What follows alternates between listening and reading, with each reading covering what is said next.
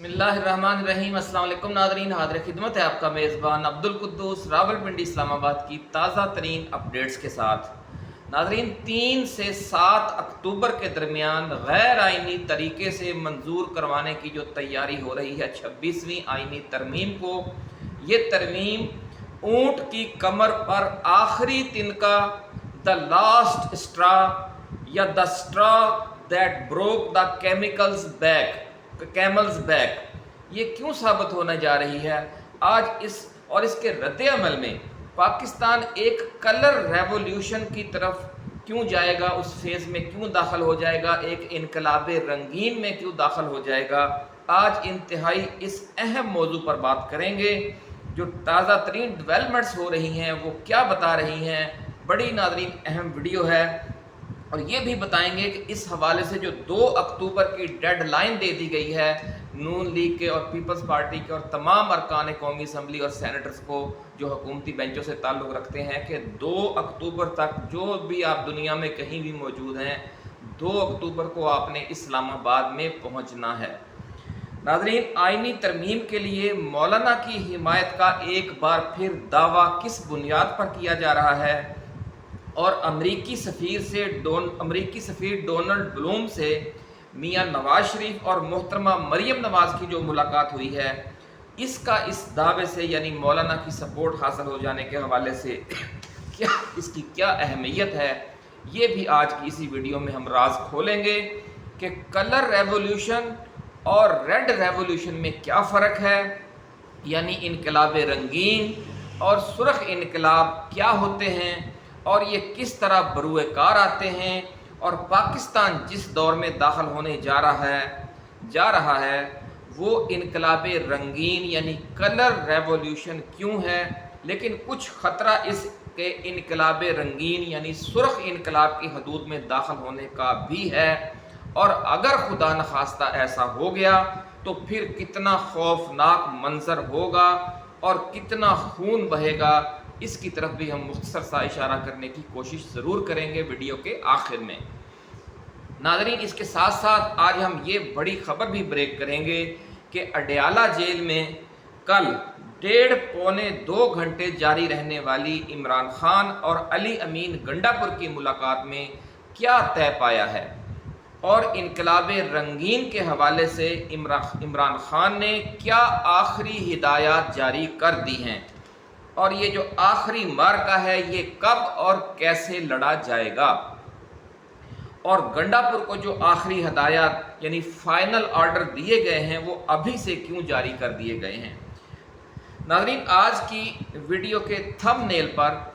आपने मुसव्वरे पाकिस्तान हज़रत अल्लामा मोहम्मद इकबाल रहमतुल्लाह अलैह का एक पोर्ट्रेट भी देखा होगा, जिसमें आप कुरान पाक की तलावत के दौरान इसके अजीम मानी और पैगाम पर तवज्जो मरकूज़ करते हुए गौर व फिक्र के समंदर में गोता लगा रहे हैं। ये गोता लगाकर उन्होंने इल्म व हिकमत के जो मोती पेश किए, इनमें से चंद मोती आज की इसी वीडियो में आज हम आपकी खिदमत में भी पेश करेंगे, क्योंकि इनका पाकिस्तान और दुनिया की जो मौजूदा सूरत हाल है इससे बहुत गहरा ताल्लुक़ है और 25 करोड़ आवाम को जिस मूजी और मुहलक मर्ज़ का सामना है, इसकी ऐसी शानदार अक्कासी इन अशार में की गई है कि जिन्हें सुनकर आप भी यकीनन अश कर उठेंगे कि इस वक्त काजी फ़ायज़ ईसा, सुप्रीम कोर्ट, वकला कम्युनिटी, आईन पाकिस्तान और 25 करोड़ आवाम के हवाले से काजी फ़ायज़ ईसा जो किरदार अदा करने जा रहे हैं, इसकी शायर मशरक ने 1 सदी पहले कैसी ज़बरदस्त और ज़ोरदार अक्कासी बल्कि पेशगोई कर रखी है। नाज़रीन, आज बहुत अहम और फ़िक्री वीडियो है, इसे आप एक इंटेलेक्चुअल वीलॉग भी कह सकते हैं, इसलिए बड़ी तवज्जो से आपने इसे आखिर तक सुनना है और कमेंट सेक्शन में अपनी राय भी ज़रूर देनी है ताकि ये जो फ़िक्री बहस आज इसमें हम कर रहे हैं वो आगे बढ़े और इस वीडियो को फिर आपने अपने ट्विटर, फेसबुक और व्हाट्सएप समेत मुख्तलिफ सोशल मीडिया प्लेटफार्म पर अपने दोस्तों के साथ भी शेयर ज़रूर करना है کیونکہ یہ جو جنگ ہے، یہ جو فکری جنگ ہے، یہ آپ نے اور ہم نے سب نے مل کر ہی لڑنی ہے، قطرے قطرے سے دریا بنتا ہے۔ تفصیل میں جانے سے پہلے ناظرین، ہم اپنے نئے آنے والے دوستوں کو یاد دلائیں گے کہ وہ اپنے اس چینل کو سبسکرائب کر کے بیل آئیکن یعنی گھنٹی کا نشان ضرور دبا دیں، تاکہ جو ہم نئی ویڈیوز اپلوڈ کرتے ہیں، خاص طور پر جو کلام اقبال کے حوالے سے اور اسلامی تاریخ اور واقعات کے انقلابی پہلو کے حوالے سے، یہ ٹیسٹ جو ایسی ویڈیوز کا ٹیسٹ ہے آپ کو کسی دوسرے عمومی میڈیا چینل پر نہیں ملے گا۔ تو جو مین اسٹریم میڈیا ہے وہ تو خیر اس سے بالکل ہی تہی دامن ہے، وہ اس نے عوام کو نان ایشوز کے پیچھے لگا رکھا ہے، اصل بات وہ کرتے ہی نہیں ہیں۔ ناظرین، چینل سبسکرائب کر کے گھنٹی کا نشان دبانے کا فائدہ یہ ہوگا کہ کوئی اہم ویڈیو جس طرح کہ یہ آج والی ویڈیو ہے آپ کی نظروں میں آنے سے اوجھل نہیں رہے گی۔ شاعر مشرق کی کتاب ہے ضرب کلیم، اس کا ایک باب ہے سیاسیات مشرق و مغرب۔ اس باب میں حکمرانوں کی نفسیات اور غلاموں کی نفسیات سمیت کئی موضوعات پر بڑی دلچسپ نظمیں ہیں اور بہت زوردار پیغامات ہیں۔ یہ جو اصل پیغام ہے اقبال کا، یہ نہ ہماری نصابی کتابوں میں ملتا ہے۔ ظلم دیکھیں ناظرین، شاعر وہ ہمارا ہے، شاعر مشرق، پورے مشرق کا وہ شاعر ہے، وہ حکیم الامت ہے، لیکن جو اس کا اصل پیغام ہے وہ کتابوں میں بند پڑا ہے، جو ہماری درسی کتابیں ہیں، جو ہمارے اخبارات ہیں، جو ہمارے میڈیا ہیں، اس میں کہیں آپ کو اس کا ذکر نہیں ملے گا، کیونکہ یہ اسٹیٹس کو توڑنے والا ہے۔ ایسی ہی ایک نظم ہے نفسیات غلامی، جو سیاسیات مشرق و مغرب میں جو کتاب ہے ضرب کلیم اس میں شامل ہے۔ فرماتے ہیں سخت باریک ہیں امراض امم کے اسباب، کھول کر کہیے تو کرتا ہے بیاں کوتاہی، دین شیری میں غلاموں کے امام اور شیوخ، دیکھتے ہیں فقط ایک فلسفہ روباہی۔ تھوڑی سی مشکل اردو ہے، فارسی الفاظ کا استعمال ہے، تو اپنے ناظرین کے لیے کچھ جو نہیں سمجھ سکے انہیں کے لیے ہم بتا دیں کہ دین شیری سے مراد ہے جنگل کا قانون، یعنی جنگل کا بادشاہ کون ہے؟ شیر ہے، اور اس کا دین کیا ہے؟ اس کا دین یہ ہے کہ اس نے اپنی رعایا کی ہی چیر پھاڑ کرنی ہے، انہی کو کھانا ہے، یہ دین شیری ہے۔ اچھا، اس میں جو غلاموں کے امام اور شیوخ سے مراد کیا ہے کہ جو اس جنگل کے جو جانور ہیں، جو رعایا ہے شیر کی، جو ان کی قیادت ہے، اس کا جو رویہ ہوتا ہے وہی غلامی کے زمانے میں جو ہماری قیادت ہے اس کا رویہ ہوتا ہے۔ بڑی دلچسپ تشبیہ دی ہے آپ نے، اور فرماتے ہیں کہ وہ کیا کرتے ہیں، وہ صرف ایک ہی فلسفہ ہوتا ہے ان کا، وہ ہوتا ہے روباہی۔ روبا ناظرین کہتے ہیں روبا لومڑ کو، لومڑی کو، اور روباہی سے مراد ہے جو لومڑی ڈپلومیسی۔ اس حوالے سے آپ نے درسی کتابوں میں بڑی کہانیاں پڑھی ہوں گی کہ شیر اپنی سلطنت کے جانوروں کی چیر پھاڑ کس طرح کرتا ہے، اور جب وہ بوڑھا ہو جاتا ہے تو پھر وہ لومڑی سے کہتا ہے کہ کوئی شکار گھیر کے لاؤ تاکہ میں بھی اپنی بھوک مٹاؤں اور آپ بھی اپنی بھوک مٹاؤ۔ اور پھر جو لومڑی ہے وہ ساری عمر اپنی جان بچانے کے لیے اور شیر کی خدمت کر کے اپنا جو دال دلیا ہے وہ کرنے کے لیے اپنے یعنی جو جانور ہیں ان کو گھیر گھیر کر شیر کے پاس لاتی رہتی ہے۔ یہ آپ نے پڑھا ہوگا، ادب، اردو ادب میں بھی ہے، دنیا کے ہر ادب میں بھی یہ فارمولہ ہے۔ تو اسے کہتے ہیں لومڑی ڈپلومیسی، اور یہ لومڑی ڈپلومیسی کون اختیار کرتا ہے؟ یہ غلاموں کے امام اور شیوخ یہ فارمولہ استعمال کرتے ہیں۔ آگے جا کر آپ لکھتے ہیں کہ اگر اگر قوت فرعون کی در پردہ مرید ہو، اگر قوت فرعون کی در پردہ مرید، قوم کے حق میں لعنت ہے وہ کلیم اللہ ہی۔ یعنی اگر وہ کلیم اللہ بھی ہے لیکن اگر وہ فرعون کا در پردہ مرید ہے، یعنی بظاہر وہ کلیم اللہ ہے لیکن اندر کھاتے وہ ملا ہوا ہے فرعون سے، وقت کے فرعون سے، تو وہ قوم کے لیے لعنت ہے۔ تو اب آپ ناظرین دیکھ لیں کہ فائز عیسیٰ کیا کر رہا ہے پارلیمنٹ میں۔ وہ کہتا ہے کہ جناب پارلیمنٹ ہی مقتدرہ ہے، پارلیمنٹ جو چاہے کر سکتی ہے۔ کل اس نے کہا کہ پارلیمنٹ چاہے تو الیکشن کمیشن کو ہی ختم کر سکتی ہے، اور یہ انہوں نے کہاں سے لی ہے یہ دلیل؟ یہ برطانوی جو فلسفہ ہے سیاست کا وہاں سے لی ہے۔ برطانوی آئینی ماہرین کسی کا کہنا ہے کہ پارلیمنٹ صرف عورت کو مرد اور مرد کو عورت نہیں بنا سکتی، باقی سب کچھ کر سکتی ہے۔ بھئی اللہ کے بندو یہ ان کا فلسفہ ہے، اس کا ہم سے کیا تعلق کہ پارلیمنٹ ہی مقتدرہ ہے اور پارلیمنٹ جو چاہے کر سکتی ہے، وہ الیکشن کمیشن کو بھی فارغ کر سکتی ہے۔ الیکشن کمیشن کو فارغ کرنے کا مطلب پھر آپ یہی کہہ رہے ہیں کہ پھر وہ الیکشن ہی نہ کرائے، جس طرح آپ ایکسٹینشن خود لینا چاہ رہے ہیں، پارلیمنٹ کو بھی ایکسٹینشن پھر مل جائے گی اگر وہ الیکشن کمیشن، بھئی الیکشن تو الیکشن کمیشن نے کرانا ہے۔ تو بڑی ناظرین عجیب و غریب یہ اس میں دلیلیں دی جا رہی ہیں۔ ہمارا جو آئین ہے 1973 کا آئین پاکستان ہے، جو 1940 کی قرارداد پاکستان ہے، جو 1948 سے 49 کی قرارداد مقاصد ہے، اور ہمارا جو دین اسلام ہے، اور جو قیام پاکستان کے وقت اللہ اور عوام سے ہندوستان کے عوام سے جو وعدہ کیا گیا تھا کہ پاکستان کا مطلب کیا، لا الہ الا اللہ، اس نعرے اور اس وعدے کے تحت کیا پاکستانی پارلیمنٹ کو اتنا زیادہ اختیار ہے کہ وہ جس وقت چاہے وہ سمجھ لے کہ ماں سوائے عورت کو مرد بنانے یا مرد کو عورت بنانے کے علاوہ سارا کچھ ہی بدل دے؟ کیا وہ قاضی وقت کو بادشاہ یا خلیفہ کا ماتحت بنا سکتی ہے؟ ہمیں یہ بتائیں کہ کس اسلامی تاریخ، اسلامی قانون، اسلامی دستور کے تحت، اور پاکستان کا مطلب کیا لا الہ الا اللہ کے تحت اور قرارداد مقاصد کے تحت اور 1973 کے آئین کی جو بنیادی روح ہے اس کے تحت آپ قاضی کو بادشاہ کا ماتحت بنا سکتے ہیں؟ یہ کہاں لکھا ہوا ہے؟ ہم نے تو آج تک بڑا غور و فکر کیا، ہمیں تو کہیں سے اس کی نظیر نہیں ملی۔ یہ تو ریاست اور آئین کا اور دین اسلام کا ناظرین بنیادی ڈھانچہ ہی تباہ کرنے جا رہے ہیں 26ویں آئینی ترمیم کے ذریعے۔ یہ تو ایک ڈائنامیٹ ہے جو انہوں نے لگا دیا ہے، لگانے کی تیاری ہے پاکستان کے آئین کی بنیاد میں، بلکہ خود ریاست پاکستان کی بنیاد میں یہ لگانا چاہ رہے ہیں۔ سب کو اڑا دیں گے یہ لوگ۔ پنجاب کی ایک بڑی مشہور کہاوت ہے ناظرین، ہمیں وہ یاد آ رہی ہے کہ کچھ لوگ اپنے 2-4 کلو گوشت کے لیے دوسرے کی پوری بھینس ذبح کروا دیتے ہیں، اور یہ جو ہمارے حکمران ہیں یہ بھی کیا کر رہے ہیں، اپنے ایک فارم 47 کو بچانے کے لیے پورے نظام انصاف، پورے آئین کا بیڑا غرق کرنے جا رہے ہیں۔ اور قاضی فائز عیسیٰ کو بھی آپ دیکھ لیں،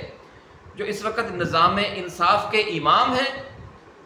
وہ کیا کر رہے ہیں؟ وہ بھی صرف اپنی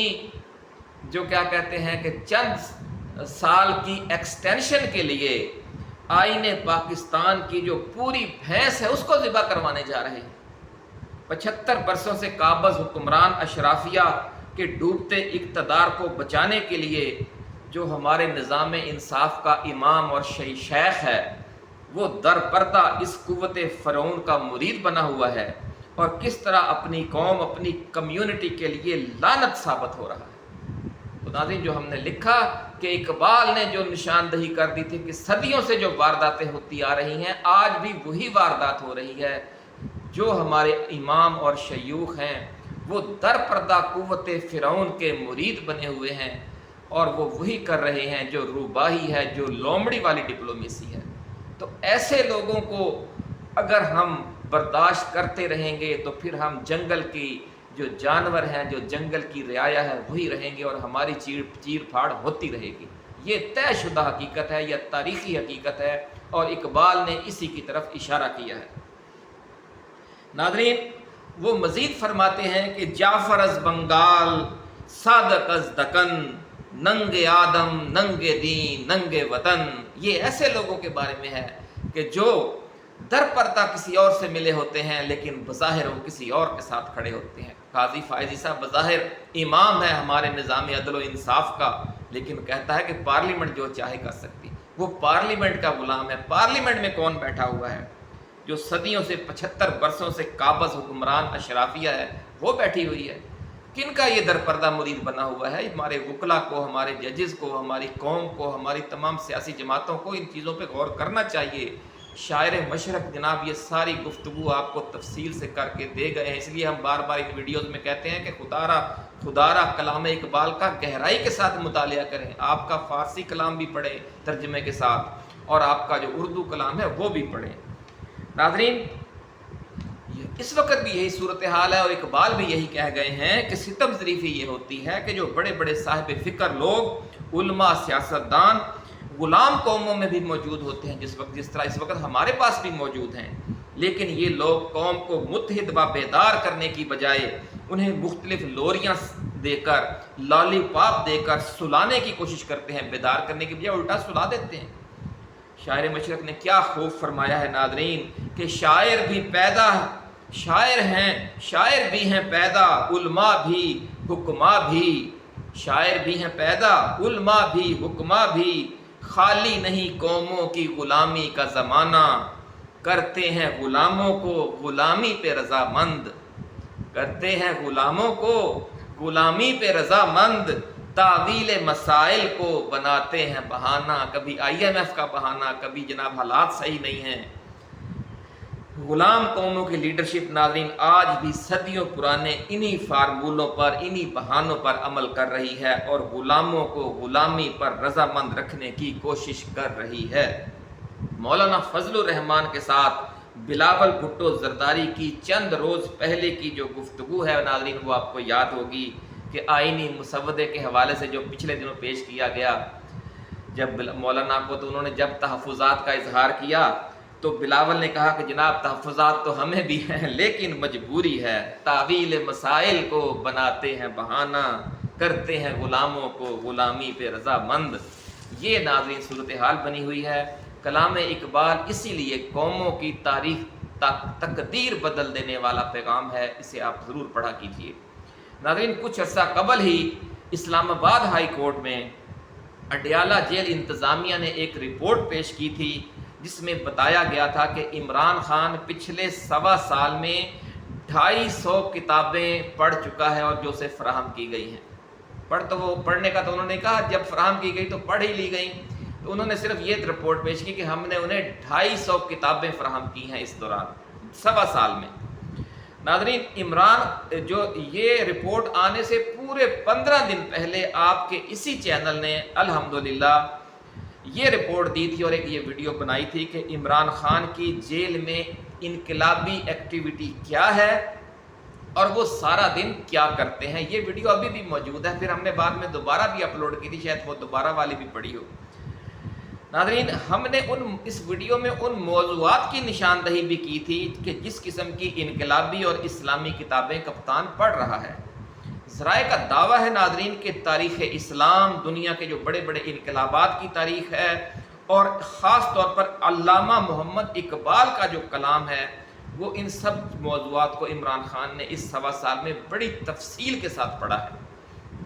اور وہ اصل نقطہ سمجھ لیا ہے جو ابھی ہم نے کلام اقبال کے حوالے سے بتایا کہ اصل مرض کیا ہے ہمارا، کہ ہمارا اصل مرض یہی ہے کہ جو ہمارے کلیم اللہ ہی ہے وہ در پردہ قوت فرعون کی مرید ہے، بس اصل رول یہی ہے۔ اس لیے انہوں نے یہ بھی کہہ دیا ہے، ساتھ ہی اقبال کے اپنے پیغام میں یہ کہا گیا، اور عمران خان کا جو انکار ہے کہ وہ ڈیل سے انکار کر کے اقتدار لینے پر تیار نہیں ہے اور اس نے یہ ورقہ ہی پھاڑ دیا ہے، یہ بھی اقبال کے فکر سے ان کی رہنمائی ہوئی ہے،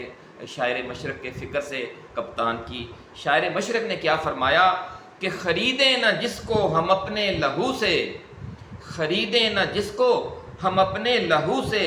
مسلمان کے لیے ننگ ہے وہ بادشاہی۔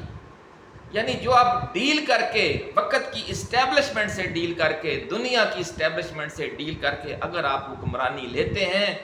تو وہ آپ کے لیے ننگ ہے۔ اصل حکومت اسلامی فلسفے کے مطابق حکومت اور سنت نبوی کے مطابق حکومت، یہ وہی رحمت ہے، وہ حکومت جو اصل حکومت ہے وہ اسلامی فلسفے کے مطابق ہو، وہ سنت نبوی کے مطابق ہو، یعنی اپنے لہو سے خریدی جائے۔ وہی ملک و قوم سے وفاداری ہے جو اپنی جد و جہد سے حاصل کی جائے۔ اسٹیبلشمنٹ چاہے ملکی ہو یا عالمی، اگر آپ اس کی شرائط مان کر حکومت لیتے ہیں تو ملک و قوم کو سیاسی و معاشی غلامی سے آپ کبھی نجات نہیں دلا سکیں گے۔ اس لیے اقبال نے فرما دیا کہ ایسی بادشاہی مسلمان کے لیے ننگ ہے، غداری ہے۔ ننگ فارسی میں غداری کو کہتے ہیں۔ ناظرین عمران خان کا یہ جو فکری سفر ہے اس کی وجہ سے اس نے اسٹیبلشمنٹ کی شرائط پر ڈیل کا ورقہ ہی پھاڑ دیا ہے۔ وہ ڈیل پر تیار ہے لیکن عوام کی شرائط پر، وہ کہتا ہے ڈیل تو میں کرنے کے لیے تیار ہوں لیکن ڈیل میں وہ کروں گا جو عوام کی شرائط کے مطابق ہوگی، میں آپ کی شرائط والی ڈیل نہیں کروں گا۔ کیونکہ آپ کی شرائط والی ڈیل کا مطلب ہے کہ میں بھی پھر آپ کا غلام ہو جاؤں گا اور پھر میں غلام ابن غلام بن کر اپنی قوم کو غلام ابن غلام بنا دوں گا۔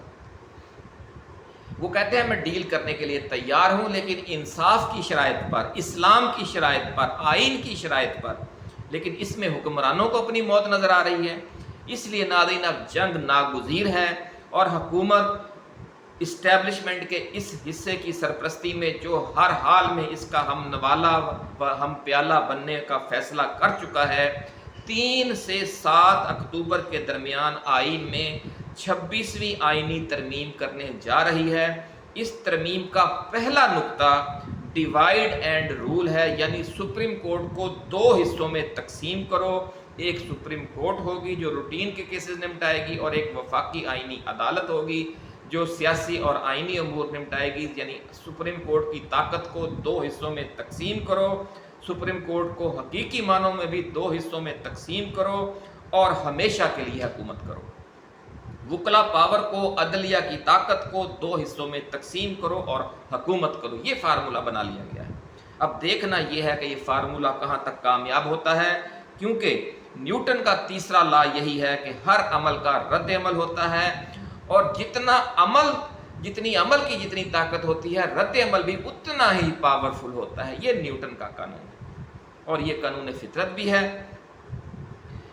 پاکستان کے عوام 75 برسوں سے حکمران اشرافیہ کی جس طرح کی دھونس دھاندلی اور لوٹ مار برداشت کر رہے ہیں، اس کے تناظر میں تجزیہ کاروں کی اکثریت کا کہنا یہ ہے کہ 26ویں آئینی ترمیم اونٹ کی کمر پر آخری تنکا ثابت ہوگی، اور اس کے بعد اونٹ بالبلا اٹھے گا اور اپنے مالک کی ہی گردن دبوچ لے گا۔ یہ ہے عمل کا رد عمل جو آخری ہوگا، جو ہم نے کہا تھا نا کہ وہ تنکا جس نے اونٹ کی کمر توڑ دی ہے، انگلش کا محاورہ ہے اور اردو کا ہے کہ اونٹ کی کمر پر آخری تنکا، کہ وہ اونٹ بوجھ برداشت کرتا رہتا ہے، لیکن جب انف از انف، جب حد ہو جاتی ہے تو پھر وہ ایک تنکا بھی برداشت نہیں کرتا، اور وہ پھر آخری تنکا ہوتا ہے جس کے بعد پھر اونٹ اپنے مالک کو پڑ جاتا ہے۔ تو یہ صورتحال پیش ہونے جا رہی ہے۔ اب ناظرین بات کرتے ہیں اس اصل موضوع کی کہ کل اڈیالہ جیل میں عمران خان سے 1.5 گھنٹے کی ملاقات میں گنڈا پور کے ذریعے پی ٹی آئی کی آن گراؤنڈ قیادت کو کیا فائنل آرڈر دے دیا گیا ہے۔ اس سے پہلے ناظرین چند جملے ہو جائیں بلاول بھٹو کے ساتھ مولانا فضل الرحمان کی تازہ ترین ملاقاتوں کے بارے میں، کہ یہ کہا جا رہا ہے کہ مولانا پر سعودی عرب کے بعد امریکہ اور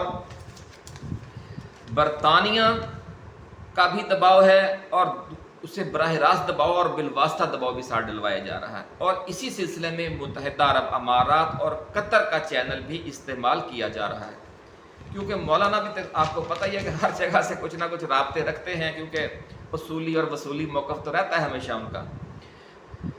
ذرائع کے حوالے سے ناظرین اب یہ دعویٰ بھی سامنے آیا ہے کہ 7 دن پہلے برطانوی ہائی کمشنر جین میریٹ سے وزیر اعظم شہباز شریف کی ملاقات میں بھی اس حوالے سے کچھ گفتگو ہوئی تھی۔ اصل معاملہ تو چونکہ وزیر اعظم کی لندن اور نیو یارک میں سرگرمیوں کے حوالے سے ڈسکس ہونا تھا، اس لیے وزیر خارجہ اور مشیر خارجہ اسحاق ڈار اور طارق فاطمی کا تو اس میٹنگ میں موجود ہونا بنتا تھا، لیکن وزیر داخلہ محسن نقوی کی موجودگی سب کو کھٹکی تھی۔ اس حوالے سے ذرائع کا دعویٰ ہے کہ جو آئینی ترمیم کا معاملہ ہے اور مولانا کا جو معاملہ ہے وہ بھی ڈسکس ہوا، اور اس میٹنگ میں محسن نقوی نے اسٹیبلشمنٹ کی نمائندگی کی۔ اس کے ساتھ ساتھ ایک نئی خبر یہ بھی سامنے آئی ہے ناظرین کہ جاتی عمرہ میں امریکی سفیر ڈونلڈ بلوم کی ہنگامی طور پر مدعو کر کے میاں نواز شریف اور محترمہ مریم نواز شریف نے جو تفصیلی گفتگو کی ہے، اس میں بھی آئینی ترمیم، حکومت کا مستقبل، IMF پیکج اور میاں نواز شریف کی لندن واپسی اہم موضوعات تھے، لیکن اس کے ساتھ ساتھ عالمی اسٹیبلشمنٹ کو یہ پیغام بھی دے دیا گیا ہے کہ جو مولانا ہیں وہ مینج نہیں ہو رہے، اور ان کے اس رویے کے پس پردہ ان کی چین اور سعودی عرب کے ساتھ کچھ کمٹمنٹس ہیں۔ ناظرین آپ کو یاد ہوگا کہ ہم یہ ویڈیو آپ کو بنا کر دے چکے ہیں کہ جو مولانا عبدالغفور حیدری کا چین کا دورہ تھا اور مولانا فضل الرحمان کا سعودی عرب کا دورہ تھا، وہ ان دوروں میں ان دونوں سے کہا گیا تھا کہ اب آپ امریکی کیمپ سے باہر نکلیں، اور غلاموں کی غلامی، یعنی امریکی کیمپ کے غلام ہیں نواز شریف اور زرداری، اور مولانا نے ہمیشہ انہی دونوں کے ساتھ مل کر سیاست کیا، تو انہیں یہ کہا گیا کہ آپ غلاموں کی غلامی سے باہر نکلیں اور پاکستان کو بھی ایک آزاد قوم بنانے کے راستے پر عمران خان کا ساتھ دیں اور خود بھی اس راستے کے ایک عظیم جرنیل بنیں اور پاکستان کو آگے لے کر چلیں۔ اسی لیے مولانا جو ہیں وہ اب سمجھ لیں کہ 2 کشتیوں کے سوار ہیں، دیکھیں اب وہ کس طرف جاتے ہیں۔ اب دیکھنا یہ ہے کہ مولانا کو راضی کرنے کے لیے امریکی و برطانوی دباؤ یا جو نئی پیشکشیں انہیں ہوں گی وہ کیسے کامیاب ہوتی ہیں۔ ناظرین، اڈیالہ جیل میں بیٹھا قیدی نمبر 804 کتنا باخبر ہے اور اللہ کی رحمت سے اسے دیوار کے پار دیکھنے کی کتنی بصیرت عطا کی جا چکی ہے، یہ آپ کو اب اشکار اٹھیں گے اس اینگل کو سوچ کر کہ جب مولانا فضل الرحمان نے آئینی ترمیم کے پہلے مرحلے میں اس کی حمایت سے انکار کیا اور پارلیمنٹ کے اجلاس ملتوی کر دیے گئے، تو اڈیالہ جیل میں عمران خان سے میڈیا نے اس حوالے سے سوال کیا اور ان سے کچھ تبصرہ مانگا، تو عمران خان نے مولانا کے حوالے سے کوئی تبصرہ کرنے سے گریز کیا اور کہا کہ اگر مولانا قوم کے ساتھ کھڑے رہتے ہیں تو یہ بڑی اچھی بات ہوگی، اور اس کے ساتھ ساتھ انہوں نے یہ بھی کہا کہ حکومت ہر صورت میں یہ ترمیم منظور کروائے گی، حالانکہ اس وقت یہ لگ رہا تھا کہ اب شاید یہ ترمیم والا کھیل ختم ہو گیا ہے۔ آج جب ناظرین ماحول دوبارہ گرم ہوا ہے اور مولانا کی پی ٹی آئی سے ملاقاتیں کم ہو گئی ہیں اور بلاول بھٹو سے ملاقاتیں بہت بڑھ گئی ہیں، تو بظاہر یہ بھی دکھائی دینے لگ گیا ہے کہ عمران خان کا جو محتاط رد عمل تھا وہ کتنا صاحب بصیرت والا فیصلہ تھا۔ ماشاءاللہ، اللہ تعالیٰ ان کی بصیرت مزید اضافہ فرمائے، آمین۔ ناظرین، اب آخر میں سب سے بڑی خبر یہ سن لیں کہ اڈیالہ جیل میں ملاقات کے دوران عمران خان نے گنڈا پور کے ذریعے پی ٹی آئی کی آن گراؤنڈ قیادت تک یہ پیغام پہنچا دیا ہے کہ کپتان اور کھلاڑیوں کے درمیان کسی بھی وقت رابطہ منقطع ہو سکتا ہے، اس لیے اکتوبر کی انقلابی حکمت عملی ابھی سے پوری طرح کنوے کر دی گئی ہے۔ اسے آپ فائنل آرڈر بھی کہہ سکتے ہیں۔ اس حوالے سے اطلاعات یہ ہیں کہ اکتوبر کے پہلے ہفتے سے عمران خان کی ملاقاتیں بھی بند کی جا سکتی ہیں اور انہیں فوجی تحویل میں بھی دیا جا سکتا ہے، لیکن اب اس سے اتنا فرق نہیں پڑے گا۔ پی ٹی آئی، وکلا پاور، ججز اور اسٹیبلشمنٹ میں ان سے ہمدردی رکھنے والے سب جو ہیں وہ اپنے حوالے سے یکسو ہو چکے ہیں کہ ہر کسی کے کردار کا تعین ہو چکا ہے کہ جب طبل جنگ بجے گا تو کس نے کیا کرنا ہے۔ ذرائع کا ناظرین کہنا یہ ہے کہ جمعہ ہفتہ مسلسل 72 گھنٹے کی پولیٹیکل موبلائزیشن ایک طرح کی نیٹ پریکٹس ہے۔ راولپنڈی کے بعد ایک بار پھر مینار پاکستان پر جلسے کا اعلان بھی اسی حکمت عملی کا حصہ ہے کہ اس آخری جنگ کے بڑے مارکوں کے لیے ناظرین 2 میدان جنگ فائنل کیے گئے ہیں۔ ذرائع کا ایسا کہنا ہے۔ یوں تو پورے ملک میں احتجاج شروع ہو جائے گا یہ آئینی ترمیم منظور ہوتے ہی، اور عدالتوں کی تالہ بندی سے ججز کے بہت بڑے پیمانے پر استعفے بھی آ سکتے ہیں، ایسا کہنا ہے ذرائع کا۔ لیکن لاہور اور راولپنڈی ایک طرح سے آتش فشاں بن جائیں گے اور پوری دنیا کا میڈیا پھر توجہ بھی یہاں زیادہ رکھے ہوئے ہوگا۔ لاہور کو جو پنجابی پاور کے حوالے کیا گیا ہے اور اسلام آباد راولپنڈی کو پشتون پاور کے حوالے کر کے یہ ٹاسک دے دیا گیا ہے کہ ان دونوں شہروں میں یہ اب آپ کی ذمہ داری ہے کہ یہ جو آخری جنگ لڑنی ہے۔ ناظرین، اب آخر میں سن لیں کہ جو ریڈ ریولوشن یعنی سرخ انقلاب اور کلر ریولوشن یعنی انقلاب رنگین میں کیا فرق ہے۔ سرخ انقلاب تو ناظرین آپ کو زیادہ بتانے کی ضرورت نہیں ہے کہ جو فرانس میں آیا تھا، جو روس میں آیا تھا، جو ایران میں آیا، انہیں ہم سرخ انقلاب کہتے ہیں کہ جو جنگ لڑ کر، یا جو چین میں آیا انہیں سرخ انقلاب کہتے ہیں کہ جو جنگ لڑ کر تبدیلی لائی جاتی ہے اور اس کے بعد جو حکمران اشرافیہ ہوتی ہے اس کا بڑے پیمانے پر قتل عام کیا جاتا ہے۔ یعنی انقلاب سے پہلے انقلابیوں کا بڑے پیمانے پر قتل عام ہوتا ہے اور انقلاب کے بعد حکمران اشرافیہ کا بڑے پیمانے پر قتل عام ہوتا ہے، اس لیے اسے ریڈ ریولوشن یا سرخ انقلاب کہتے ہیں۔ جبکہ جو کلر ریولوشن ہے وہ تھوڑا مختلف ہوتا ہے، اس میں تشدد اتنا زیادہ نہیں ہوتا۔ اس کی ایک مثال آپ یہ لے لیں کہ جو بنگلہ دیش کا حالیہ انقلاب ہے اسے آپ ایک کلر ریولوشن بھی کہہ سکتے ہیں۔ اس میں کیا ہوتا ہے، اس میں جو چور بازاری ہے، جو انتخابی فراڈ ہے، جو انسانی حقوق کی خلاف ورزیاں ہیں، جو سیاسی کرپشن ہے اور جو حکومتی جبر ہے، وہ کلر ریولوشن کیا باعث ہوتا ہے۔ اور کلر ریولوشن کے دوران عوام آگے سے جوابی طور پر کیا کرتے ہیں؟ وہ سول نافرمانی کرتے ہیں، سول ڈس آرڈر کرتے ہیں، سوشل میڈیا ایکٹیویزم سے کام لیتے ہیں، سیاسی احتجاج ہوتا ہے، ہڑتالیں ہوتی ہیں، استعفے ہوتے ہیں، لانگ مارچ ہوتا ہے اور اسٹوڈنٹ ایکٹیویزم ہوتا ہے۔ تو آپ یہ سمجھ لیں کہ ناظرین یہ سارا مرحلہ اب پاکستان اس منزل پر پہنچ چکا ہے۔ ہم آپ کو پہلے بھی بتا چکے ہیں کہ یوتھ اور اسٹوڈنٹس کو پی ٹی آئی نے بھی ایکٹیو کر دیا ہے، بنگلہ دیش میں بھی یہی آخر میں ایکٹیو ہوئے تھے، اور پھر جب یہ احتجاج زور پکڑتا ہے تو پھر خود جو اسٹیبلشمنٹ ہے وہ مجبور ہو جاتی ہے، ریاستی ادارے جو ہیں وہ مجبور ہو جاتے ہیں، فوج بھی مجبور ہو جاتی ہے کہ وہ اپنی اب سوچ بدلے، کیونکہ ہوتا یہ ہے کہ آخر میں جب تھک جاتے ہیں سارے تو خود فوج اور پولیس اور جو سیکیورٹی ادارے ہیں وہ عوام پر گولی چلانے سے انکار کر دیتے ہیں۔ اور آپ کو وہ عمران خان کا بیان یاد ہوگا کہ بنگلہ دیش کی طرح پاکستان میں بھی لاوا پک چکا ہے، اور اب جب یہ کام شروع ہوگا تو مجھے یقین ہے کہ بنگلہ دیش کی طرح جو پاکستانی فوج ہے وہ بھی اپنے عوام پر گولی نہیں چلائے گی۔ اپنا خیال رکھیے گا۔ اللہ حافظ۔ پاکستان زندہ باد۔